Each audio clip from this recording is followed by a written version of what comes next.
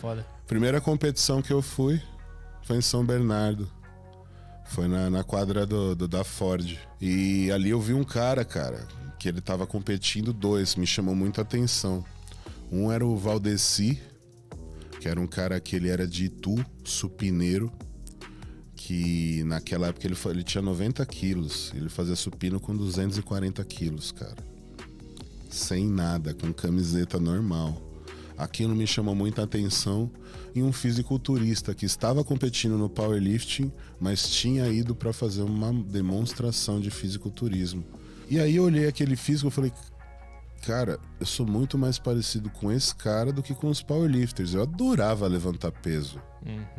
Até porque eu consegui desenvolver muita força. Então, com 19 anos, eu já era campeão brasileiro de supino e já tinha uma carga de 180 quilos de carga máxima nesse exercício. Então, eu olhei aquele cara e falei, eu quero ficar assim. E o Luizão, que também era o cara que ia comigo nas competições, o dono da academia, e mais um outro parceiraço nosso, Wellington. Nós 13 íamos para os campeonatos e meti as caras igual louco, cara. Fizemos Porto Ferreira, fizemos mais uns 2, 3 shows, eventos aqui em São Paulo, mas todos de supino. Aí quando a gente foi para agachamento terra, eu já tava querendo parar de competir nessa modalidade. Eu queria, era fisiculturismo. Porque eu queria ter o físico bonito, cara. O powerlifting eu prezava muito mais pela estética. O powerlifting, ele preza pela força. Então, os caras do powerlifting, eles não são tão ligados à estética.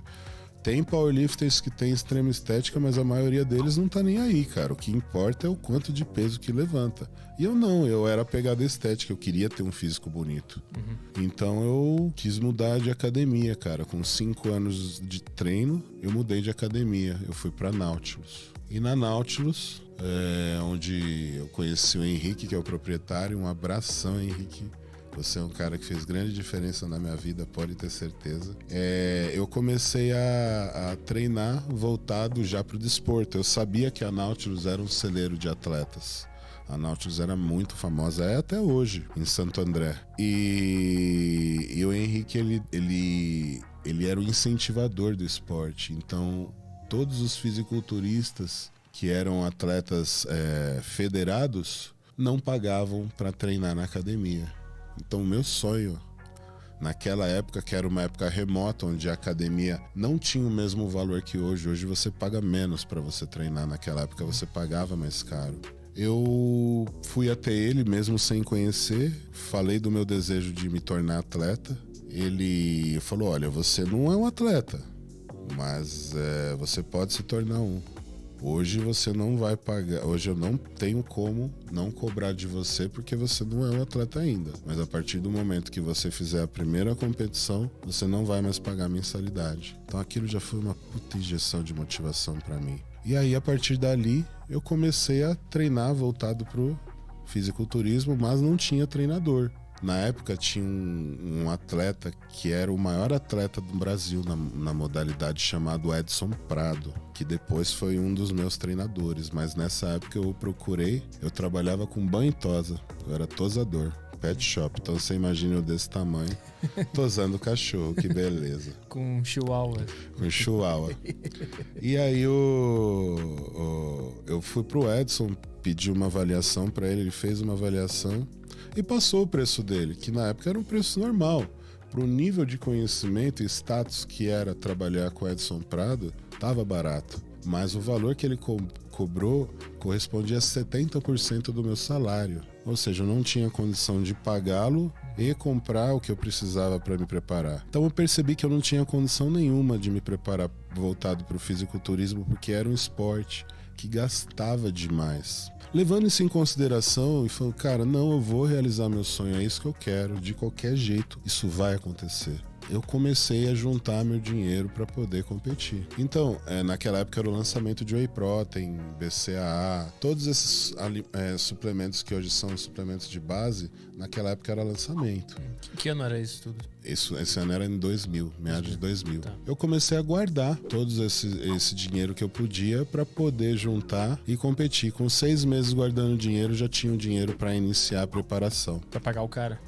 Não para pagar o Edson, mas eu consegui um outro treinador chamado Wilson Santos, Tá. que foi o maior treinador que o Brasil... O maior treinador e o maior atleta que o Brasil teve no final da década de 80 e 90 também. Então, só que o Wilson era de uma categoria mais baixa do que a do Edson. E o Wilson antecedeu o Edson. O Wilson veio antes do Edson. O Edson veio depois. Quando o Edson estava brilhando, o Wilson já não competia mais, já era aposentado.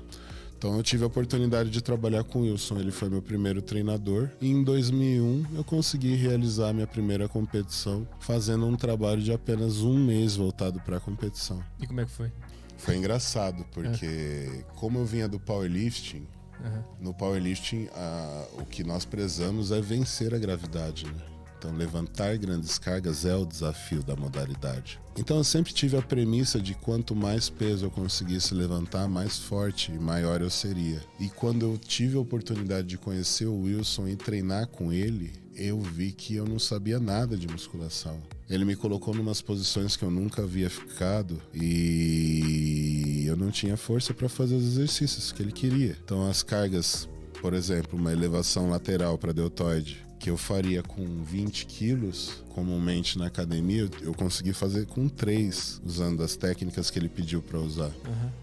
E eu senti demais a musculatura e eu fiquei louco com aquilo. Eu falei, cara, eu preciso aprender a treinar, porque é impressionante como ele consegue usar os halteres para moldar o corpo.